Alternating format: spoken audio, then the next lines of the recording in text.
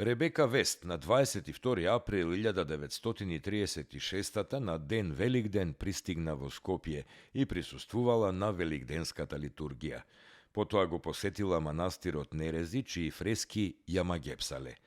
Ребека Вест ќе напише дека неверојатно многу од позите на ликовите изобразени од нерешките фрески и личат на слични ликови од Равена или од Рим. Во Нерези, стоејќи пред фреската на која малечкиот Господ Исус го бања жена, Ребека Вест ја споредува со една песна на Вилијам Блејк.